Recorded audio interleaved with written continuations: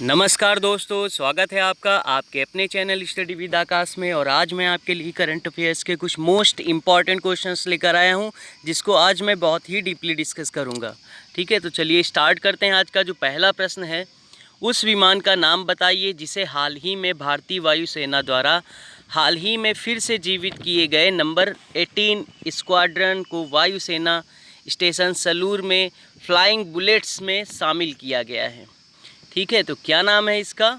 तो ये मैं आपको बता दूं, इसका नाम है तेजस MK1 FOC। ठीक है, अब इसके बारे में हम लोग फैक्ट्स को पढ़ लेते हैं। ये इम्पॉर्टेंट क्वेश्चन है, मैं आपको फिर से बता दे रहा हूँ। ठीक है, चलिए फैक्ट्स को पढ़ लेते हैं।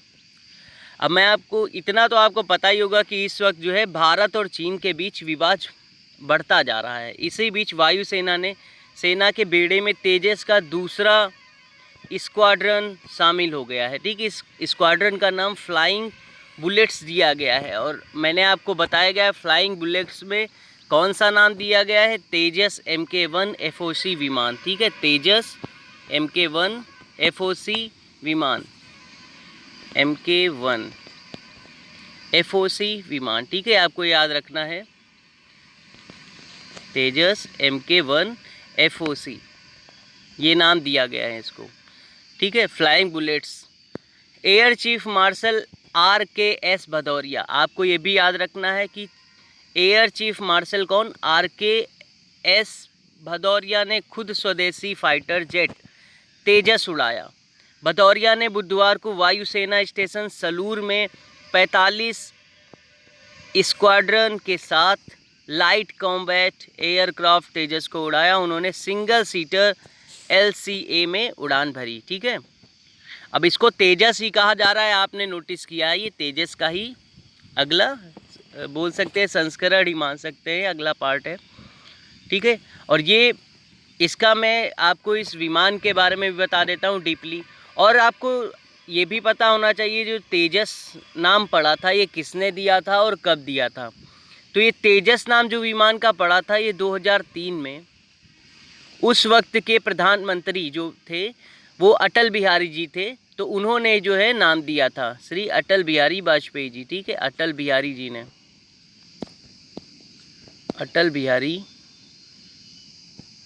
बिहारी वाजपेयी जी ने। ठीक है, ये आपको याद रखना है। चलिए आगे थोड़ा सा फैक्ट देख लेते हैं इसके बारे में।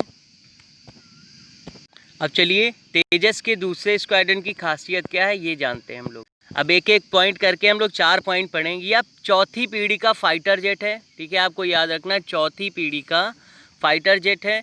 इसमें सिंगल इंजन का इस्तेमाल किया गया है। चौथी पीढ़ी का फाइटर जेट है। ठीक है, सिंगल इंजन का इस्तेमाल किया गया है। और ये डेल्टा विंग भी इसमें लगे हुए हैं। डेल्टा विंग कई प्रकार के होते हैं जो अलग अलग एयरक्राफ्टों में आपको नज़र आएंगे। इस फाइटर जेट में भी डेल्टा विंग का इस्तेमाल किया गया है। अब अगला पॉइंट पढ़ते हैं। अगला पॉइंट है, इसको एयरोनॉटिकल डेवलपमेंट, ये याद रखना, एयरोनॉटिकल डेवलपमेंट एजेंसी ने डिज़ाइन किया है। और बनाया किसने है, हिंदुस्तान एयरोनॉटिक्स लिमिटेड। ठीक है, ये आपको याद रखना है, एयरोनॉटिक्स डेवलपमेंट एजेंसी ने बनाया है और डिज़ाइन किया है, और हिंदुस्तान एयरोनॉटिक्स लिमिटेड ने बनाया है। यानी ये पूरी तरह से स्वदेशी लड़ाकू जेट है, मतलब यही इंडिया में ही बना है। ठीक है, अगला पॉइंट देख लेते हैं इसके बारे में। अगला पॉइंट है, इसका नाम फ्लाइंग बुलेट्स दिया गया। ठीक है, फ्लाइंग बुलेट्स की श्रेणी में रखा गया। और इसका एक्चुअल जो नेम है वो मैंने आपको बता रखा है, तेजस MK1 FOC। ठीक है, इसका वजन कितना है, 6560 किलोग्राम, मतलब 6560 किलोग्राम है। और इसकी ऊंचाई कितनी है, 4.4 मीटर है। और लंबाई 13.2 मीटर है। ठीक है, मतलब ज़्यादा लंबा विमान है ये। चलिए देख लेते हैं अगला पॉइंट, लास्ट पॉइंट होगा इसका। अब इसमें हम लोग पढ़ेंगे कि डेल्टा विंग की चौड़ाई कितनी है, 8.2 मीटर है। और इसकी रेंज 1850 किलोमीटर तक है। ठीक है, मतलब ये अधिकतम स्पीड से ये उड़ सकता है। चलिए अगले क्वेश्चन की ओर बढ़ते हैं। अगला क्वेश्चन है, S&P ग्लोबल रेटिंग ने वित्त वर्ष 2021 में भारत की GDP विकास दर को घटाकर कर दिया है। घटाकर मतलब माइनस लगेगा, ठीक है, माइनस लगेगा सब में। अभी आपको बताना है कौन सा ऑप्शन सही है, ठीक है। आपके सामने 3 ऑप्शन है, तो इसमें जो सही ऑप्शन है वो क्या हो जाएगा, कितना कर दिया है, 5% कर दिया गया है। घटाकर मतलब -5%, ठीक है। आपको याद रखना है। कल हम लोगों ने कौन कौन से पढ़ा था, कल हम लोगों ने SBI का पढ़ा था और रीड्स का पढ़ा था, ठीक है, वो आपको याद रखना है। चलिए आज हम लोगों ने क्या पढ़ा है, S&P के बारे में। S&P ग्लोबल रेटिंग के हिसाब से वित्त वर्ष 2021 में भारत की GDP कितनी है, घटकर -5% हो गई है, और ठीक है कर दिया है। और अब देखेंगे S&P है क्या। S&P का अगर हम लोग फुल फॉर्म की बात करें तो स्टैंडर्ड्स एंड पुअर्स, ये याद रखेंगे। चलिए पॉइंट देख लेते हैं इसमें, मतलब फैक्ट्स। चलिए बात करते हैं थोड़ा सा रेटिंग के बारे में। S&P ग्लोबल रेटिंग ने वित्त वर्ष 2021 में भारत की GDP दर 5% तक घटाने का अनुमान लगाया है। विकास दर में यह कटौती कोविड-19 महामारी को रोकने के लिए लगाए गए लॉकडाउन में पूरे देश में आर्थिक गतिविधियों में आई मंदी के कारण की गई है, ठीक है। आपको याद रखना है क्यों की गई है, तो इसमें रीज़न लिखा है कोविड-19 महामारी को रोकने के लिए, ठीक है। चलिए अगला पॉइंट इसमें देखते हैं। S&P के बारे में जानते हैं, मतलब स्टैंडर्ड एंड पुअर्स के बारे में जानते हैं। ये देखिए लिखा हुआ है आपके सामने कि इसका जो है फुल फॉर्म क्या होता है, स्टैंडर्ड्स एंड पुअर्स। स्थापना 1860 में हुई है, हेडक्वार्टर न्यूयॉर्क USA में है, ठीक है। फाउंडर कौन है, हेनरी वर्नम पुअर, हेनरी वर्नम पुअर। आप इसका स्क्रीनशॉट भी ले सकते हैं, ठीक है। चलिए अब अगले क्वेश्चन की ओर बढ़ते हैं। अगला क्वेश्चन है वित्त वर्ष 2016 और वित्त वर्ष 2019, ठीक है। इसको FY भी आपको कहीं कहीं मिल जाएगा, FY 16 से FY 19, ठीक है। तो इस तरह से भी लिखा रहता है। FY का मतलब होता है फाइनेंशियल ईयर, ठीक है, फाइनेंशियल ईयर। 2016 और वित्त वर्ष 2019 के बीच अर्धवार्षिक वित्तीय परिणामों का खुलासा करने में देरी के लिए भारत के राष्ट्रीय राजमार्ग प्राधिकरण पर सेबी द्वारा, ठीक है, किस पर, भारत के राष्ट्रीय राजमार्ग प्राधिकरण पर सेबी द्वारा लगाए गए दंड की राशि कितनी है। कितना जो है दंड लगा दिया है और क्यों लगा दिया है वो मैं अभी आपको फैक्ट में बताऊंगा। तो कितना लगा दिया है, 7 लाख रुपए जो है इस पर जो है फाइन लगा दिया है देरी के लिए, ठीक है। चलिए आगे फैक्ट पढ़ते हैं, इसका फैक्ट पढ़ लेते हैं। फैक्ट क्या है, भारतीय राष्ट्रीय राजमार्ग प्राधिकरण मतलब NHAI national highway authority of India पर भारतीय प्रतिभूति विनियमन बोर्ड मतलब securities and exchange board of India मतलब सेबी, सेबी का फुल फॉर्म दिया है, NHAI का फुल फॉर्म दिया है, आप इसको याद कर लीजिएगा, द्वारा 7 लाख रुपए की राशि का जुर्माना लगाया गया है। सेबी ने नेशनल हाईवे पर ये जुर्माना वित्त वर्ष 2016 से वित्त वर्ष 2019 के बीच अर्धवार्षिक वित्तीय परिणामों की जानकारी में देरी करने के कारण लगाया है। आपको पता चला क्यों लगाया है, तो जानकारी में देरी करने के कारण लगाया है। जुर्माना सेबी के सूचीबद्ध दायित्व और प्रकटीकरण मानदंडों मतलब listing obligation and disclosure norms के आधार पर लगाया गया है, जिसके अंतर्गत छमाही के अंत में 45 दिनों के अंदर छमाही के वित्तीय परिणाम को सेबी में दाखिल करना होता है, ठीक है। आपको याद रखना है, आप इसका स्क्रीनशॉट भी ले सकते हैं। चलिए अगले क्वेश्चन की ओर बढ़ते हैं। दोस्तों अगला क्वेश्चन नहीं, अगले पॉइंट की ओर बढ़ते हैं। अब हम लोग पॉइंट देख सकते हैं कि भारतीय राष्ट्रीय राजमार्ग प्राधिकरण ने 4 साल से लेकर 78 दिनों के आर्थिक वित्तीय परिणामों को दाखिल करने में देरी की थी, ठीक है। आपको इस तरह से शॉर्ट में याद रखना है बस। इसीलिए इनके ऊपर कितना फ़ाइन लगा दिया गया है, 7 लाख रुपए का फ़ाइन लगा दिया गया है, ठीक है। किसने लगाया है, सेबी ने लगाया है। आपको ये भी याद रखना है, मैंने NHAI का इंग्लिश में फुल फॉर्म और हिंदी में तो बताया ही है, साथ में सेबी का भी इंग्लिश और हिंदी दोनों में फुल फॉर्म बता दिया है, वो भी आपको याद रखना है। चलिए अगले क्वेश्चन की ओर बढ़ते हैं। अब अभी और भी पॉइंट हैं, हम लोग पढ़ लेते हैं इसके बारे में भी। चलिए भारतीय प्रतिभूति और विनिमय बोर्ड के अध्यक्ष मतलब सेबी के अध्यक्ष कौन है, ये अजय त्यागी जी हैं, और मुख्यालय कहाँ है इसका, मुंबई में है। राष्ट्रीय राजमार्ग, ठीक, मतलब NHAI प्राधिकरण का अध्यक्ष कौन है, तो ये सुखबीर सिंह संधू है, और मैंने इसमें इसका मुख्यालय नहीं लिखा है, हेडक्वार्टर, ठीक है। तो ये आपको कमेंट में बताना है इसका हेडक्वार्टर कहाँ है, ठीक है। सारा मैं करूँगा तो आप भी थोड़ा बहुत मेहनत करिए जिससे याद रहे। चलिए अगले क्वेश्चन पे बढ़ते हैं। अब अगला क्वेश्चन है, उस ई कॉमर्स कंपनी का नाम बताइए जिसने आम के किसानों को अपनी उपज ऑनलाइन बेचने के लिए सशक्त बनाने के लिए कर्नाटक राज्य आम विभाग और विपणन निगम के साथ एक समझौता ज्ञापन पर हस्ताक्षर किए हैं। तो ये किसने किया है? ये फ्लिपकार्ट ने किया है। ठीक है, चलिए इसमें पॉइंट हम लोग देख लेते हैं, अगर पॉइंट है तो। इसमें दोस्तों कोई पॉइंट नहीं है। अब अगले क्वेश्चन की ओर बढ़ेंगे। सिंपल सा क्वेश्चन है, आपको याद रखना है। ठीक है, फ्लिपकार्ट ने ये किया है, सुविधा दी है। चलिए अगले क्वेश्चन की ओर बढ़ते हैं। अब अगला क्वेश्चन है और मोस्ट इम्पॉर्टेंट क्वेश्चन है, उस व्यक्ति का नाम बताइए जिसे न्यू डेवलपमेंट बैंक एनडीबी के अगले अध्यक्ष के रूप में चुना गया है। ये बैंकिंग के लिए भी जो है मोस्ट इम्पॉर्टेंट क्वेश्चन है। तो ये किसे चुना गया है? ये मार्कोस ट्राइजियो को चुना गया है। ठीक है, आपको याद रखना है, मार्कोस ट्राइजियो। ठीक है, ट्राइजियो के लिए चुना गया है, ट्राइजियो। अब इनके बारे में जान लेते हैं, मार्कोस ट्राइजियो कौन है। ठीक है, स्क्रीन पर आप देख सकते हैं मार्कोस ट्राइजियो का ही जो है पिक लगा हुआ है और इनके बारे में हम लोग पढ़ते हैं। मार्कोस ट्राइजियो को न्यू डेवलपमेंट बैंक एनडीबी के अगले अध्यक्ष के रूप में चुना गया। वीडियो सम्मेलन के माध्यम से आयोजित एनडीबी की विशेष बोर्ड ऑफ गवर्नेंस की बैठक के दौरान उन्हें सर्वसम्मत से चुना गया। वह जुलाई 7 जुलाई 2020 से एनडीबी के अध्यक्ष के रूप में कार्यभार संभालेंगे। भारत का प्रतिनिधित्व वीडियो कॉन्फ्रेंसिंग में केंद्रित वित्त और कॉरपोरेट मामलों की मंत्री निर्मला सीतारमण ने किया। ठीक है, निर्मला सीतारमण ने किया। अब इनके बारे में थोड़ा सा और फैक्ट जान लेते हैं। इसमें इंडिया के भी जो है उपाध्यक्ष बनाए गए हैं, तो उसके बारे में पढ़ेंगे।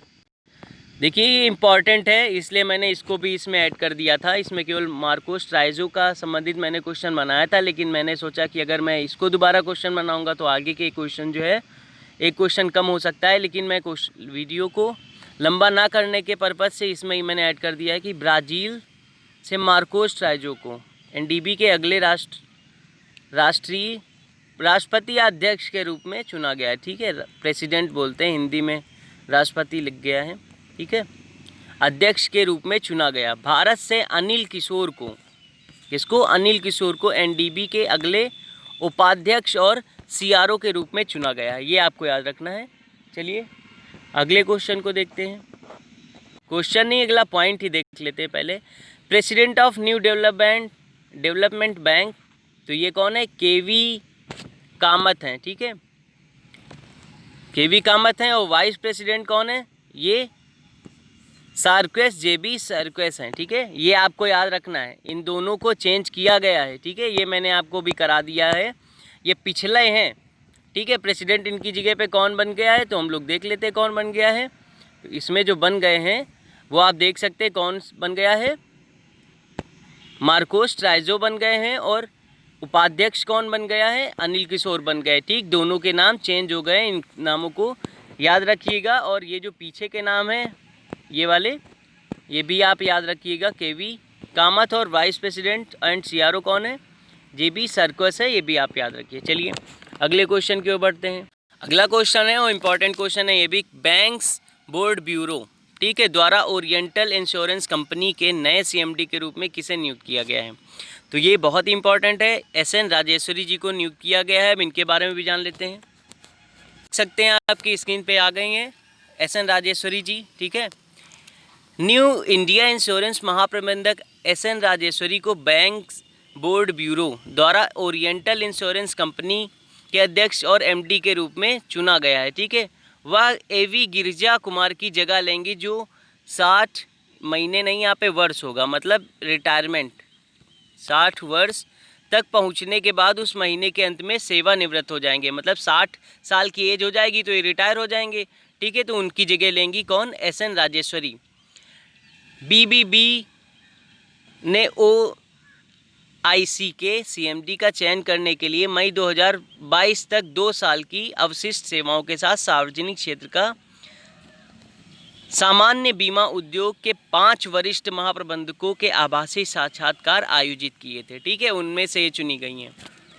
चलिए अगले क्वेश्चन की ओर। अगला क्वेश्चन है, विश्व पाचन स्वास्थ्य दिवस कब मनाया जाता है? ठीक है, तो ये आजकल चर्चा में भी है, तो ये कब मनाया जाता है? ये 29 मई को मनाया जाता है। आपको याद रखना है 29 मई को, 29 मई को मनाया जाता है। फैक्ट्स देख लेते हैं। प्रतिवर्ष 29 मई को विश्व पाचन स्वास्थ्य दिवस मनाया जाता है। इसकी शुरुआत WGO और WGOF के सहयोग से की गई। आपको याद रखना है, ठीक है, किसके सहयोग से? WGO प्लस WGOF के सहयोग से की गई।